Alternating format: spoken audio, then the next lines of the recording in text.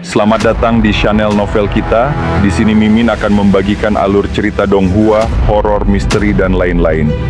Dukung Mimin dengan subscribe dan nyalakan lonceng notifikasinya. Tanpa banyak cincong lagi, mari kita masuk ke alur ceritanya. Let's go! Dalam cuaca dingin, angin dingin mengejek Huakui dan berkata, "Ayo kita bertaruh." Bertaruh? Iya, kalau Kakak Lin bisa menghancurkan formasi itu, kau harus memberikan padanya apapun yang dia minta saat itu juga. Ucap angin dingin sambil tersenyum. Namun Huakui tersenyum aneh, lalu kalau dia gagal? Kalau gagal, aku akan memberimu banyak batu roh. Aku tidak kekurangan itu. Huakui menggeleng dan angin dingin pun penasaran, lalu kau mau taruhan apa? Sederhana saja. Kalau dia tidak keluar, berarti dia mati, tapi kau masih hidup. Maksudmu apa?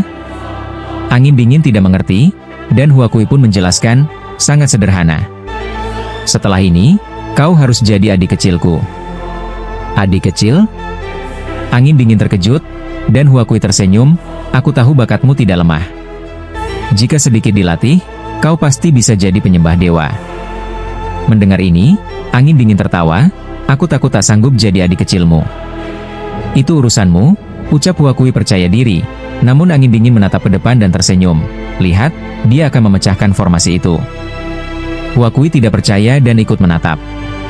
Saat itu, Lin Tian keluar dari formasi dan berdiri di depan Yan Guyan sambil tersenyum. Formasi ini cuma segitu aja. Saat itu, bukan hanya Huakui yang terkejut, orang lain juga semua tertegun, terutama Yan Guyan yang tergagap, tidak mungkin. Lin Tian tertawa, tidak mungkin? Mau coba sendiri? Aku tidak mau masuk. Yan Guyan langsung berbalik, menarik Zhuge Tianyun masuk ke dalam rumah Zhuge dan mengaktifkan formasi perlindungan. Lin Tian menatap formasi itu sambil tersenyum. Kalau aku bisa keluar dari formasi itu, bagaimana dengan formasi perlindungan kalian? Setelah itu, Lin Tian langsung melompat melewati formasi perlindungan dan masuk ke rumah Zhuge. Semua orang di rumah Zhuge menatap Lin Tian seperti melihat monster. Zhuge Tianyun tergagap, Yan Lao, sekarang bagaimana? Aku tidak tahu. Yan Guyan menarik Zhuge Tianyun untuk mencari ketua keluarga Zhuge. Lin Tian mengikuti dari belakang sambil tersenyum, dan di luar, angin dingin tertawa, lihat sendiri, kan? Bagaimana mungkin? Huakui tak percaya, dan Zuer pun terkejut menatap rumah Zhuge dengan ekspresi tak percaya. Angin dingin tersenyum, sudah kukatakan, kalian meremehkannya. Tapi Huakui tiba-tiba menghilang. Angin dingin mendengus, mau curang? Kenapa nggak bicara apa-apa? Ia marah dan menggerutu, perempuan tak tahu malu, tidak menepati janji. Sementara itu, di ruang rahasia rumah Zhuge, Yan Guyan berkata, Tuan, aku gagal. Gagal? Maksudmu apa? Suara di dinding berkedip-kedip, dan Yan Guyan menjelaskan dengan gugup. Suara dari dinding mendesah, dasar tak berguna. Zhuge Tianyun berkata, Ayah, kapan ayah bisa kembali membantu kami? Kalau aku bisa kembali cepat, apa aku perlu mengaktifkan formasi misterius itu? Kepala keluarga Zhuge terdengar cemas. Zhuge Tianyun pun panik, lalu, harus bagaimana?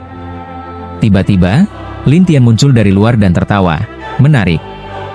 Yan Guyan langsung berkata, Tuan, itu dia. Zhuge Tianyun juga gemetar ketakutan, dan suara kuat dari dinding berkata, Anak muda, beri aku muka. Muka? Untuk siapa? Lin Tian mengejek, dan orang itu menjawab, aku adalah ketua keluarga Zhuge. Oh, kau penyembah dewa? Tanya Lin Tian sambil tersenyum. Lawannya terdiam sejenak, kalau kau tahu tentang penyembah dewa, berarti kau tahu kekuatanku. Tapi Lin Tian tertawa, membuat lawannya bingung, kenapa kau tertawa? Mereka bilang, para penyembah dewa akan pergi ke tempat asing untuk berlatih. Sekarang, kau ini mungkin hanya berbicara lewat kesadaran, kan? Ucap Lin Tian. Lawannya ragu-ragu, benar, ini hanya kesadaranku. Bagus, Lin Tian tersenyum. Artinya kau tidak punya kualifikasi untuk bernegosiasi denganku. Apa maksudmu? Sederhana, beritahu di mana tubuh rohmu berada. Lin Tian tahu dia sedang menghadapi kesadaran tingkat dewa, jadi dia tidak mau menyia-nyiakan kesempatan. Tapi kepala keluarga Zhuge menggeram, aku tidak akan memberitahumu. Oh, tidak mau bilang? Lin Tian mengeluarkan pena roh dan menggambar rantai yang langsung mengikat Zhuge Tianyun. Zhuge Tianyun panik, "Ayah, tolong aku, tolong." Ketua keluarga Zhuge berkata, "Anak muda, kalau kau berani membunuh anakku, aku akan membunuhmu. Mari kita lihat bagaimana kau membunuhku." Lin Tian tersenyum. Kepala keluarga Zhuge mulai cemas, "Anak muda, lepaskan dia." Lin Tian memasukkan segel roh ke dalam tubuh Zhuge Tianyun, lalu berkata, "Sekarang nyawanya di tanganku. Kalau aku menginginkannya mati, dia akan mati. Bukankah kau ingin hidup? Jangan banyak bicara. Kalau kau ingin dia hidup, beritahu aku di mana tubuhmu." Lin Tian tak mau buang waktu. Ketua keluarga Zhuge menjadi marah, sementara Zhuge Tianyun menangis, "Ayah, tolong aku mohon." "Tianyun, kau hanya bisa menanggungnya sendiri." Akhirnya ketua keluarga Zhuge menyerah pada anaknya. Zhuge Tianyun terpukul, "Kenapa, Ayah?" Tempat itu tidak bisa disebutkan. Siapapun yang menyebutkannya, akan mati. Ayahmu tidak ingin mati. Tapi tenang saja, aku akan mencari cara untuk membunuhnya dan membalaskan dendammu, jawab ketua keluarga. Apa? Zhuge Tianyun tidak menyangka ayahnya benar-benar tega. Ghost Tian yang melihat ini ketakutan dan kabur. Zhuge Tianyun berkata dengan gemetar, "Tuan, tolong jangan bunuh aku." Lin Tian menatap dinding dan tersenyum, "Tanya ayahmu." Zhuge Tianyun memohon pada dinding, "Ayah, tolong, selamatkan aku."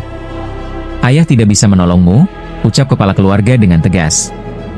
Zhuge Tianyun panik, "Ayah, kejam sekali kau. Aku sudah bilang, kalau aku menyebutkannya, aku akan mati, jadi aku tidak akan mengatakannya," ujar kepala keluarga dengan dingin. Zhuge Tianyun benar-benar putus asa, sementara Lin Tian menggambar rantai lagi untuk menyerang dinding itu. Tapi rantai itu langsung menghilang dan kesadaran di balik dinding pun lenyap. Lin Tian bertanya-tanya, "Sudah pergi?" Zhuge Tianyun yang melihatnya berkata, "Tuan, bisa kau lepaskan aku? Aku biarkan kau hidup dulu, tapi kalau ayahmu menghubungimu, kau harus memberitahu aku semua yang dia lakukan," kata Lin Tian. "Baik, Tuan." Setelah itu, Lin Tian pergi, meninggalkan Zhuge Tianyun yang gemetar ketakutan. Ya Tuhan, mengerikan sekali. Saat Lin Tian kembali muncul di halaman rumah Zhuge, angin dingin langsung bertanya dengan senyum, "Bagaimana? Sudah kau tangkap mereka?" Hantu Yan itu kabur, tapi Zhuge Tianyun tidak. Mendengar bahwa Zhuge Tianyun tidak kabur, angin dingin pun berseru senang, "Jadi kau berhasil menangkapnya?" Lin Tian tersenyum. "Menurutmu bagaimana?" Melihat senyum Lin Tian di tengah cuaca dingin, Han Tianfeng tahu pasti bahwa Lin Tian telah menangkap Zhuge Tianyun. Dia pun tersenyum, "Sayangnya, kamu datang terlambat." "Datang terlambat?" Lin Tian tidak mengerti maksudnya, lalu Han Tianfeng menceritakan kembali taruhan yang dibuatnya dengan Hua Kui, dan akhirnya berkata, entah dia pergi kemana, tiba-tiba saja dia menghilang. 3 hari lagi, tergantung dia. 3 hari? Tunggu saja, kata Lin Tian dengan tenang, lalu kembali ke penginapan untuk beristirahat.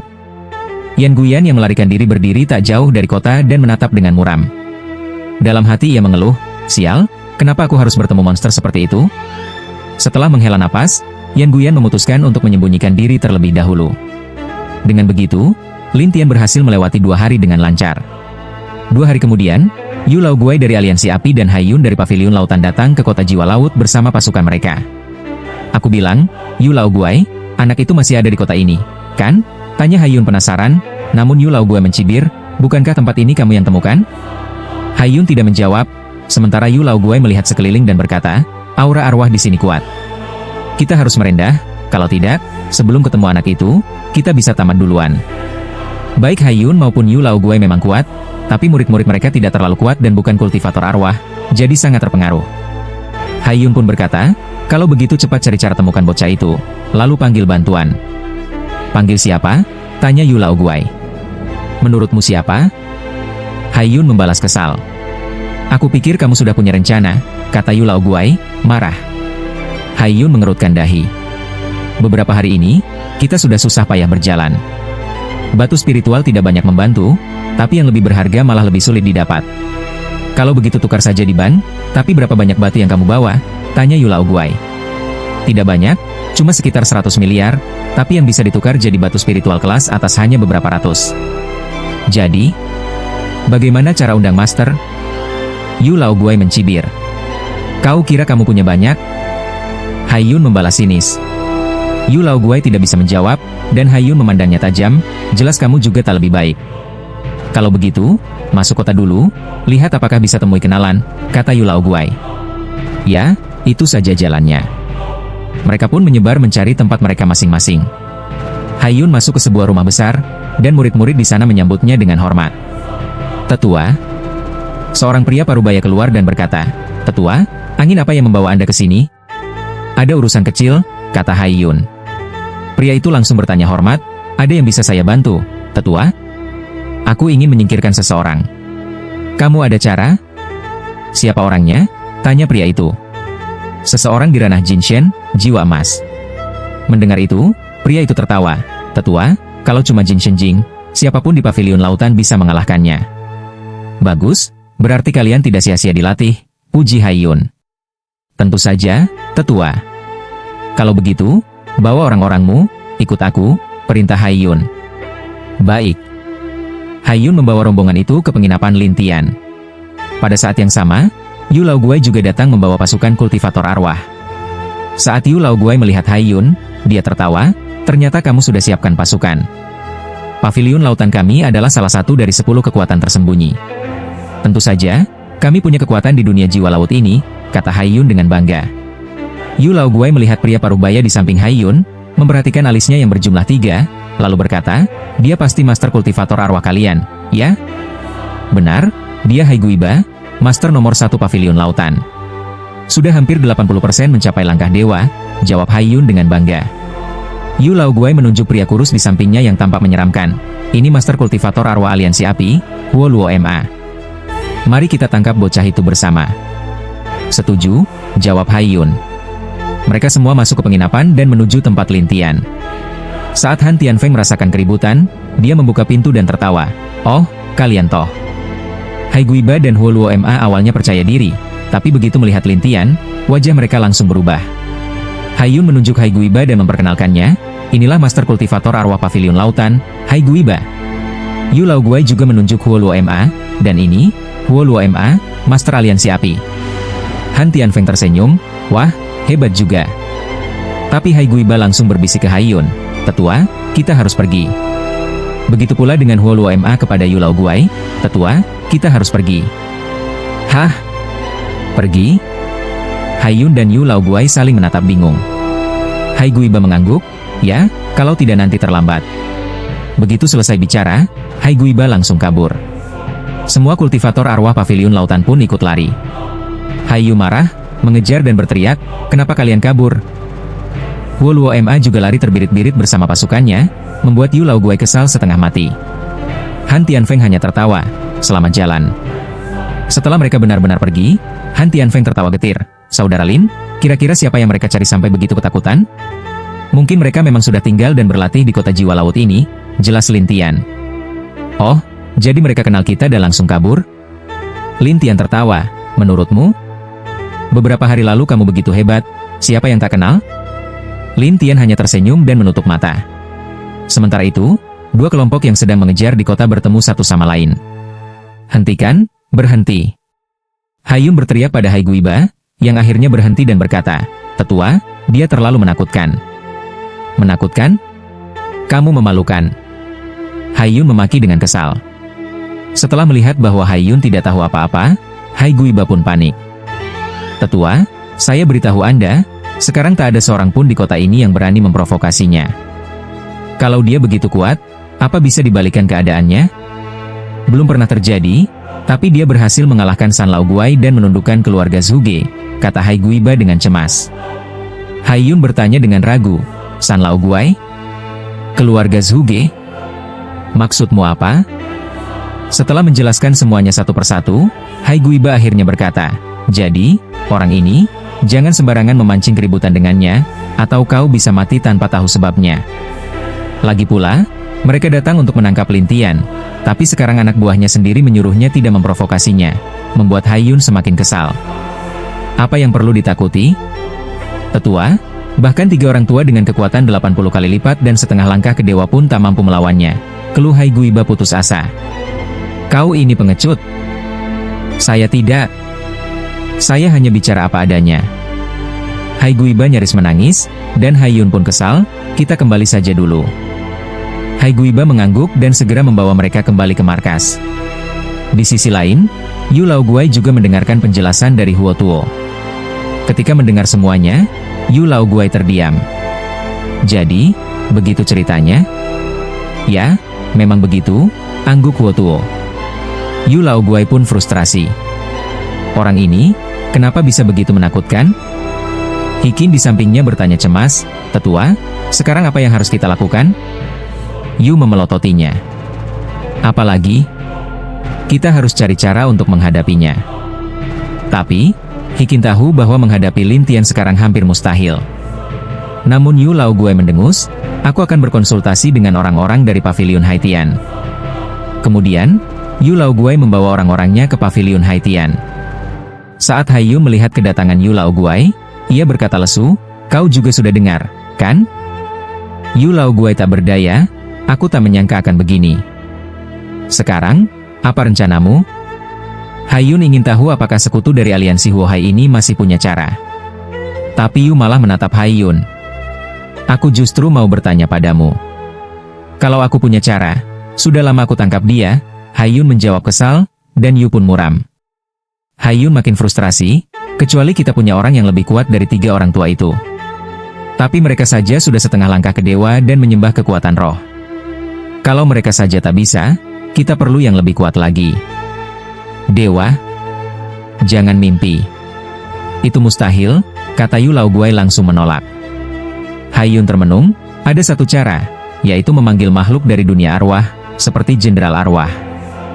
Yu Laoguai mengangguk, ya, bisa jadi para jenderal atau makhluk kuat dari dunia arwah mungkin bisa. Kau bisa memanggil jenderal arwah? Tanya Hai Yun tiba-tiba. Yu Laoguai heran, apa maksudmu? Ku dengar, aliansi Huo Hai kalian pernah berhasil memanggil seorang jenderal arwah. Hai Yun tersenyum menatapnya. Kau tahu juga? Yu Laoguai mengerutkan kening.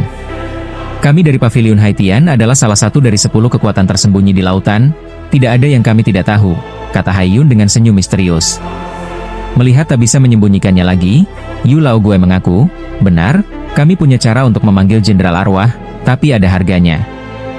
Apa harganya? 10 kultivator setengah langkah ke dewa. Setelah itu, kekuatan jiwa mereka akan hilang, jawab Yu dengan serius. 10 orang? Hai Yun terkejut. Kau bersedia? Tanya Yu. 5 dari aku, 5 dari kamu, kata Hai Yun langsung. Setuju, kata Yu Laoguai. Hai Yun segera memerintahkan Hai Guiba memilih orang-orang, dan Yu menyuruh Huo Tuo memilih sisanya. 10 orang itu tentu tak tahu apa yang akan mereka lakukan. Saat dikumpulkan, mereka saling berpandangan heran. Hai Yun menatap Yu Laoguai, oke, semua sudah siap. Sekarang kita mulai? Aku harus siapkan formasi pengorbanan dulu, kata Yu. Ia memerintahkan seseorang menyiapkan bahan-bahannya dan mulai merangkai formasi. Hai Yun bertanya ragu, apa ini benar-benar berhasil? Tentu saja. Kami sudah menggunakan cara ini berkali-kali, jawab Yu. Beberapa jam kemudian, Yu Laoguai membuat 10 kultivator itu masuk ke dalam formasi. Formasi itu mulai bersinar hitam, dan para kultivator di dalam mulai kehilangan kekuatan jiwa mereka. Mereka berteriak ketakutan, tapi tak bisa keluar. Mereka hanya bisa melihat kekuatan jiwa mereka lenyap, hingga akhirnya hilang sepenuhnya. Kening Hai Yun berkerut. Hilang tak bersisa? Tidak, mereka hanya pergi ke dunia arwah, jawab Yu. Ke dunia arwah? Hai Yun penasaran. Ya, ini disebut pengorbanan tukar-menukar, jelas Yu. Kita mengorbankan 10 jiwa, untuk menukar satu makhluk dari dunia arwah yang bisa membantu kita selama 1 jam. 1 jam saja? Hai Yun membelalak. 1 jam sudah cukup untuk menghadapi bocah itu, kata Yu dengan senyum tipis. Kekuatan makhluk yang dipanggil itu seperti apa? Itu tergantung 10 orang yang kita korbankan, makin kuat mereka, makin kuat pula makhluk yang datang, kata Yu sambil menatap formasi. Saat itu, pusaran besar muncul di atas formasi, dan seluruh kota bisa merasakan aura arwah yang kuat menyebar dari pusaran itu. Dari dalam penginapan, Han Tianfeng juga melihat keluar dengan heran. Lalu, Hua Kui tiba-tiba masuk ke kamar dan berkata pada Lin Tian, "Kali ini kau pasti mati." "Kekuatan itu?" tanya Lin Tian dengan santai, dan Hua Kui menjawab sambil tersenyum. Dua kekuatan itu sedang menggunakan formasi pengorbanan untuk memanggil makhluk dari dunia arwah. Makhluk dari dunia arwah? Lin Tian berkedip, lalu melihat ke kejauhan. Han Tianfeng penasaran, apa itu makhluk dunia arwah? Hua Kui menjelaskan, di dunia arwah, ada sekelompok makhluk yang menjaga ketertiban, dan tingkatannya adalah penjaga arwah, utusan arwah, dewa arwah, jenderal arwah, raja arwah, kaisar arwah, dan pemuja arwah. Han Tianfeng berseru, jadi level mereka seperti dewa-dewa di dunia manusia? Naif, sindir Hua Kui. Han Tianfeng bingung, bukan begitu? Kekuatan jiwa seorang jenderal arwah setara dengan kekuatan jiwa tingkat 81 dari seorang setengah langkah ke dewa. Dan itu hanya yang paling lemah. Yang lebih kuat bisa sangat mengerikan, jelas Hua Kui. Apa? Setiap dari mereka sekuat itu? Han Tianfeng membelalak. Ya. Ada 7 jenis jenderal arwah, merah, oranye, kuning, hijau, biru muda, biru tua, dan ungu. Yang paling kuat adalah jenderal arwah ungu, konon sebanding dengan dewa sejati. Apa? Jika mereka saja sekuat itu, bagaimana dengan raja arwah, kaisar arwah, dan pemuja arwah? Bukankah mereka bisa menghancurkan dunia?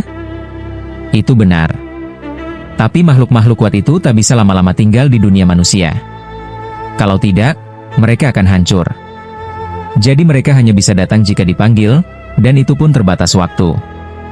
Setelah mendengar begitu banyak hal, Angin Langit Dingin merasa bahwa dia telah mengetahui banyak hal dan bertanya, level apa dari hantu dan dewa yang akan mereka panggil? Tak peduli level berapapun, kau akan celaka. Hua Kui tertawa senang, tapi Angin Langit Dingin berkata, taruhanmu denganku belum ditepati. Taruhan? Kapan aku bertaruh denganmu? Kenapa aku tidak tahu? Hua Kui pura-pura bodoh, tapi Angin Langit Dingin mencibir. Dari awal sudah tahu kau pakai jampi dewa hati untuk membuat perjanjian denganku. Ah, kau terlalu polos. Hua Kui tersenyum bangga, dan cahaya jingga bersinar di ruang dan waktu itu. Senyum Hua Kui membeku, itu hantu jingga. Jingga, itu level kedua hantu. Angin Langit Dingin tidak menganggap itu terlalu parah, tapi Hua Kui berkata, jingga jauh lebih kuat dari merah yang pertama, kau harus hati-hati. Setelah berkata begitu, Hua Kui pun menghilang lagi, dan Angin Langit Dingin pun bertanya-tanya, perempuan ini datang untuk membantu atau menakut-nakuti orang? Lin Tian hanya tersenyum tak berdaya, lalu bangkit dan berkata, ayo keluar dan bermain. Bermain? Kak Lin, yang satu ini kelihatannya tidak seru, kata Angin Langit Dingin agak canggung. Lin Tian tertawa, itu cuma hantu dan dewa, bukan raja hantu, takut apa?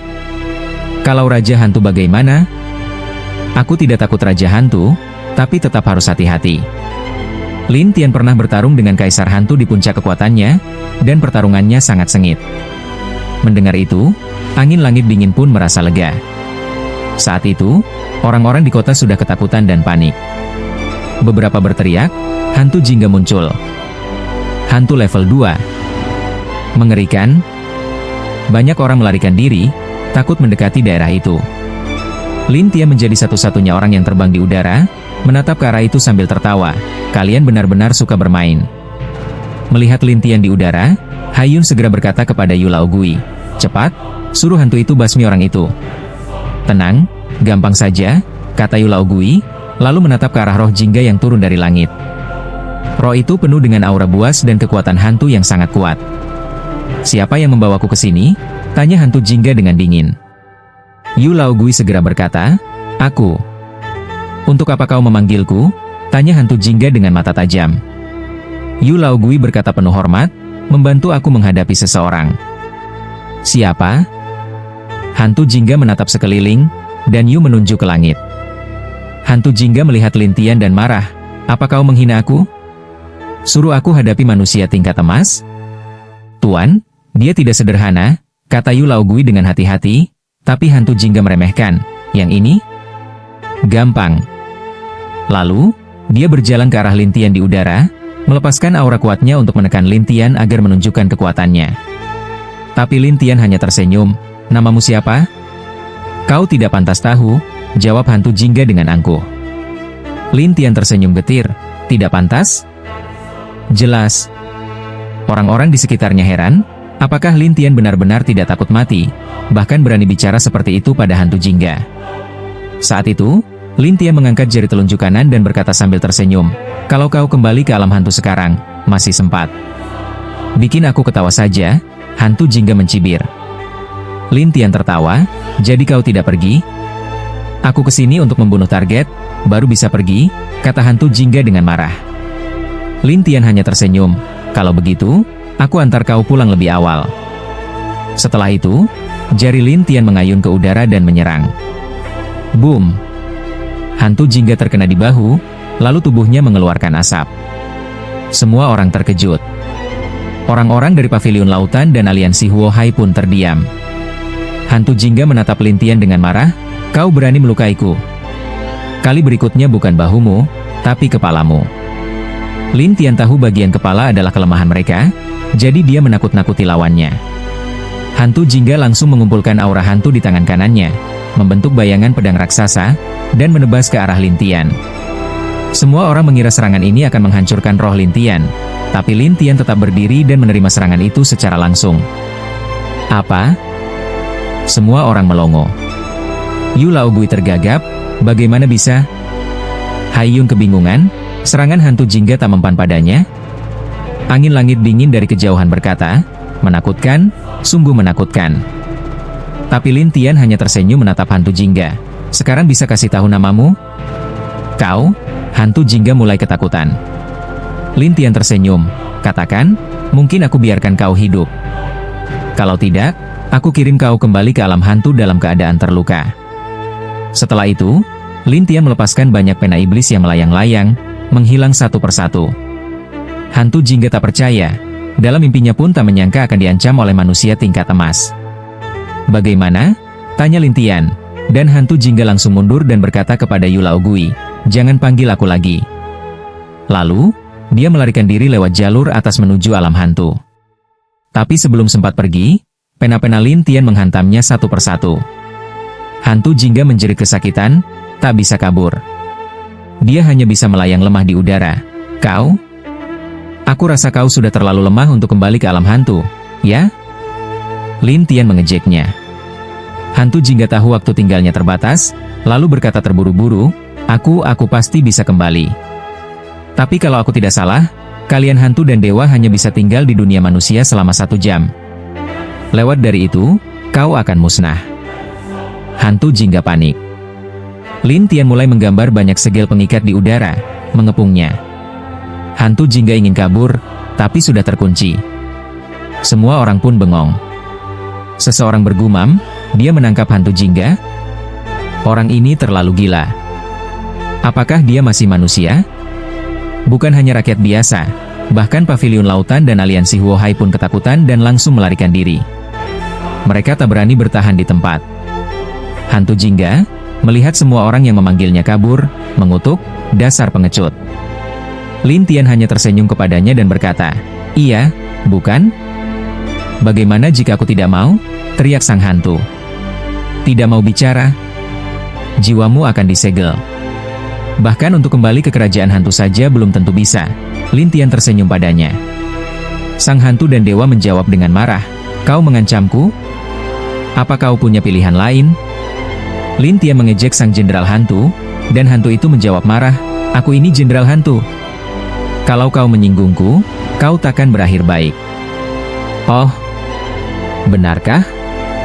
Lin Tian menanggapinya dengan tertawa, membuat sang jenderal mulai cemas. "Apa yang sebenarnya kau inginkan?" "Aku hanya ingin tahu siapa namamu." Sang jenderal hantu terlihat tertekan dan akhirnya menjawab, "Namaku Tuobaan." "Tuobaan? Dari klan Tuoba di kerajaan hantu?"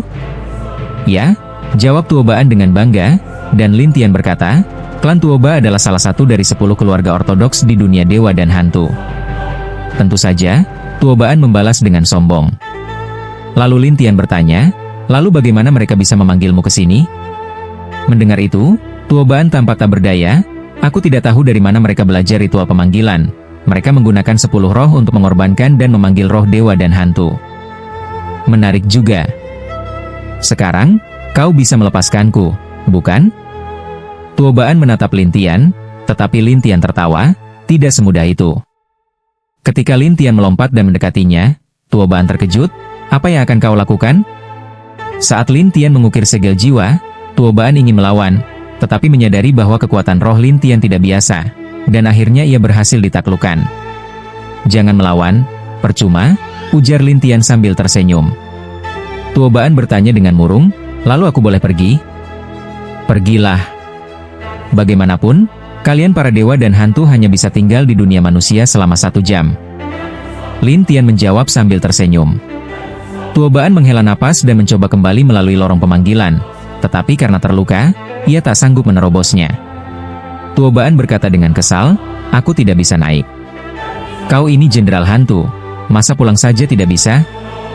Aku? Tuobaan tampak muram, dan Lin Tian pun tersenyum, biar aku bantu. Lalu Lin Tian meletakkan tangannya di atas pusaran di udara dan mengerahkan teknik penghancur ruang. Boom!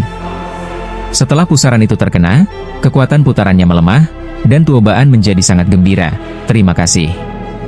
Setelah itu, Tuobaan segera melesat masuk ke pusaran, yang berputar makin cepat hingga akhirnya menghilang sepenuhnya.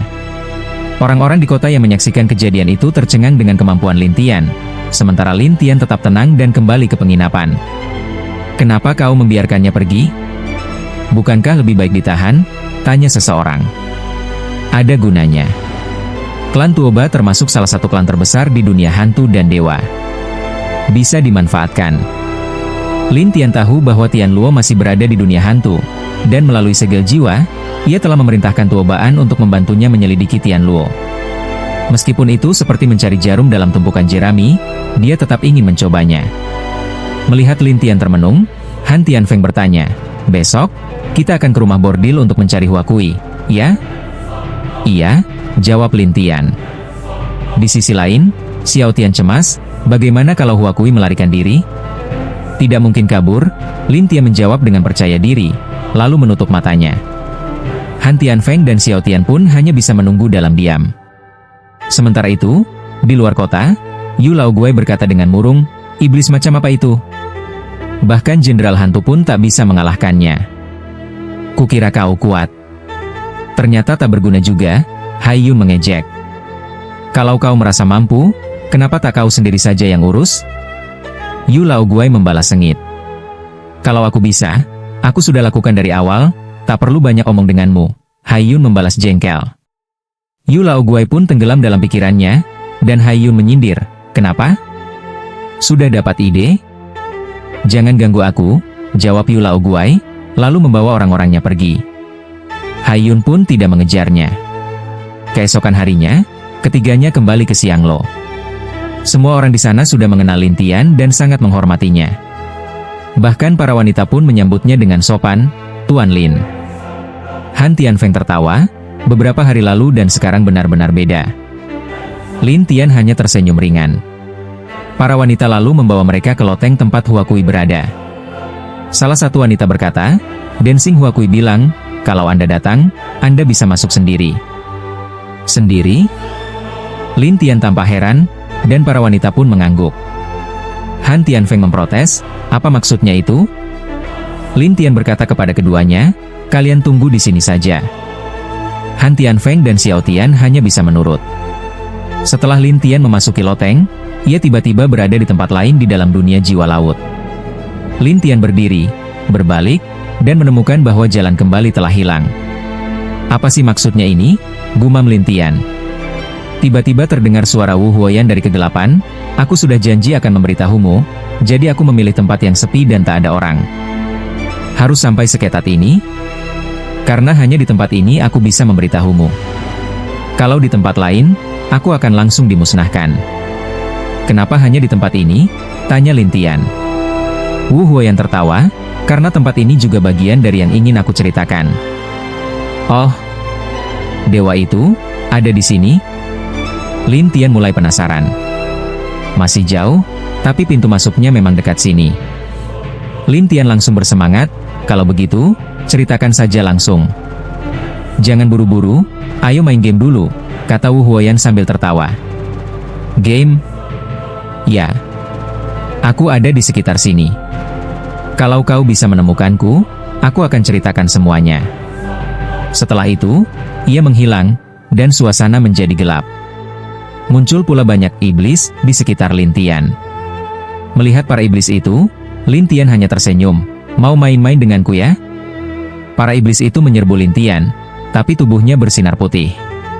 Saat para iblis menyentuhnya, mereka berteriak ketakutan dan lari. Kemudian, Lin Tian mengaktifkan mata ilahi dan memeriksa sekelilingnya. Akhirnya ia menatap sebuah batu di bawah semak karang. Kau pikir kalau berubah jadi batu, aku tak bisa menemukanmu? Batu tempat Wu Huoyan, si walet api menari, berada memancarkan cahaya lalu menghilang lagi. Lin Tian tersenyum pahit, main peta umpet? Aku tidak berani memberitahumu jika aku belum menguji kemampuanmu. Suara itu terdengar tertawa dari dalam kegelapan, lalu semakin banyak iblis muncul. Setelah melihat ini, Lin Tian penasaran, iblis-iblis ini, apa kau yang memanggilnya? Aku tidak punya kemampuan itu, tapi karena tempat ini gelap, semakin banyak iblis bermunculan, dan kekuatan gelap itu akan melahap roh. Sementara aku punya cara untuk menghindarinya, tapi kau mungkin tidak bisa. Wu Huoyan terdengar sangat percaya diri. Mendengar ini, Lin Tian tertawa dan berkata, kau benar-benar meremehkanku. Meremehkan? Aku justru merasa telah melebih-lebihkanmu. Wu Huoyan mengejek. Tapi saat itu, para iblis itu semakin kuat, Lin Tian sama sekali tidak peduli, membiarkan mereka menyerangnya. Akibatnya, ketika iblis-iblis itu menyentuh Lin Tian, mereka berteriak dan kabur. Tak lama, kegelapan menyelimuti segalanya. Bahkan jari tangan sendiri tak bisa dilihat, tapi tubuh Lin Tian bersinar terang seperti cahaya di tengah kegelapan. Tak hanya itu, Lin Tian tidak melakukan apapun, hanya tersenyum dan berkata, iblis sudah datang, kegelapan juga, aku ingin tahu, apalagi yang akan kau lakukan? Wu Huoyan bingung dan berkata dengan heran, bagaimana kau bisa begitu? Apa maksudmu dengan, bagaimana? Aku punya keahlianku, dan aku tak perlu memberitahumu. Jawab Lin Tian, sementara Wu Huoyan tidak puas dan berkata, kalau kau tak mau memberitahuku, aku juga tidak akan memberitahumu tempatnya. Apa? Mulai curang? Lin Tian tersenyum pahit, dan Wu Huoyan tertawa dalam kegelapan, aku belum melanggar janji. Kau bilang, kau harus menemukanku. Tapi kau belum menemukanku, lanjutnya sambil terus mengelak. Lin Tian menyeringai, kalau begitu sebaiknya kau tidak sampai tertangkap olehnya. Tiba-tiba, bayangan-bayangan Lin Tian menyebar, cahaya putih bersinar, lalu menyatu membentuk rantai. Wu Huoyan di kegelapan penasaran apa yang sedang dilakukan Lin Tian. Tapi di saat berikutnya, sesuatu yang tak terduga terjadi. Sebuah borgol muncul di udara dan menangkap sesosok bayangan. Orang itu ternyata adalah Wu Huoyan. Lin Tian menariknya ke bawah, dan Wu Huoyan mencoba melawan, namun menyadari bahwa dirinya tak bisa melepaskan diri. Akhirnya berkata, lepaskan aku. Katakan, di mana para dewa itu, dan di mana tempat mereka? Tanya Lin Tian. Wu Huoyan menjawab dengan wajah murung, lepaskan aku dulu. Aku tidak percaya padamu. Lin Tian mengejek, dan Wu Huoyan bersikeras, kalau kau tak melepaskanku, aku takkan memberitahumu. Oh, kau yakin? Tanya Lin Tian, dan Wu Huoyan tetap bersikukuh, ya, aku tidak akan memberitahumu. Lin Tian lalu mulai menarik roh Wu Huoyan, dan ia ketakutan, apa yang akan kau lakukan? Kalau kau tidak mau bilang, aku akan melihat langsung dari ingatanmu. Lin Tian tersenyum, dan Wu Huoyan buru-buru berkata, ini adalah pintu masuk ke dunia roh surgawi. Pintu masuk dunia roh surgawi? Lin Tian bingung, dan Wu Huoyan menjelaskan, ya, setelah para dewa menyempurnakan roh mereka, mereka akan bisa merasakan dunia roh, dan roh mereka akan tertarik ke sana. Tertarik kemana? Maksudmu apa? Lin Tian penasaran.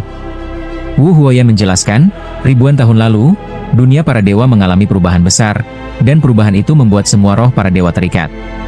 Satu-satunya cara bertahan adalah dengan masuk ke dunia roh surgawi. Jika tidak, roh mereka tak akan bertahan lama di dunia para dewa. Lin Tian heran, tak bisa bertahan? Ya, Begitu seseorang mencapai tahap penyembahan dewa, rohnya harus pergi. Jadi tidak ada roh penyembah dewa yang tersisa di dunia para dewa. Yang ada hanyalah avatar atau bayangan dari pikiran mereka. Lin Tian mengerutkan kening. Jadi, pintu masuknya di dunia roh lautan? Itu hanya salah satu dari pintu masuk ke dunia roh. Aku tidak tahu di mana pintu-pintu lainnya. Jawab Wu Huoyan.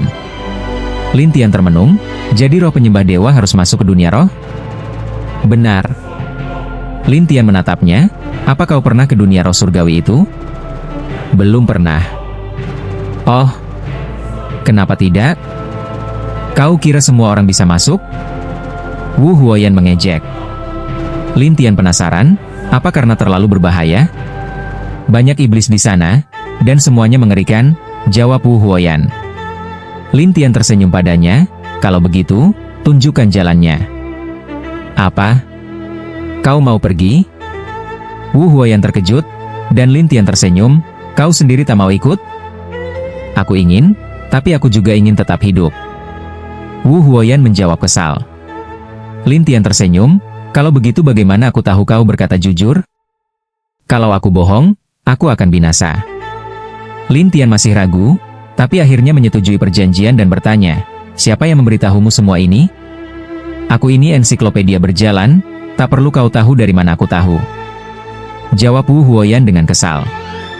Lin Tian melihat ke sekeliling. Lalu, di mana pintu masuknya? Ikut aku, jawab Wu Huoyan, lalu memimpin Lin Tian ke suatu tempat. Di sana, Lin Tian merasakan aura roh semakin kuat, dan iblis-iblis semakin banyak. Tapi semuanya tak memengaruhinya. Lin Tian kini hanya ingin masuk ke dunia roh, menemukan 3 dekan agung, dan mempelajari divinitas surgawi secara utuh, agar bisa mengungkap hubungan antara Tian Luo dan Nangong Sui. Namun langkah Wu Huoyan semakin lambat, sampai akhirnya ia berhenti di depan sebuah patung yang bercahaya dan menunjuk ke arahnya. Lihat patung itu? Jika rohmu menyentuhnya, kau akan terserap masuk ke dunia roh. Hanya begitu saja? Mudah? Di sepanjang jalurnya penuh iblis, pikirkan sendiri risikonya. Wu Huoyan menakut-nakuti. Lin Tian menenangkan diri dan tersenyum, kau tak ikut melihat-lihat? Aku tidak mau, jawab Wu Huoyan tegas. Maka Lin Tian pun berjalan sendirian dan menyentuh patung itu, lalu menghilang seketika. Wu Huoyan berkedip, dia benar-benar masuk? Setelah Lin Tian masuk, ia tak muncul kembali. Namun Wu Huoyan akhirnya tak tahan, dan ikut menyentuh patung itu. Tubuhnya juga lenyap. Kini, Lin Tian berdiri di tepi lorong gelap dan melihat sekeliling dalam diam sampai Wu Huoyan muncul dan berkata sambil tersenyum, aku tahu kau pasti datang. Aku cuma mau lihat apakah kau sudah mati. Mana mungkin aku mati? Lin Tian menanggapi santai. Wu Huoyan mendengus, dan Lin Tian bertanya penasaran, kenapa para dewa tidak menembus tempat ini? Katanya, di luar dunia roh surgawi, tak boleh membicarakannya. Kalau tidak, petir surgawi akan turun, jelas Wu Huoyan. Lin Tian ragu, petir surgawi akan muncul? Ya, petir itu bisa menghancurkan roh para dewa, jawab Wu Huoyan dengan serius. Ya, waktunya habis. Bersambung ya bos. Besok kita lanjut lagi, oke?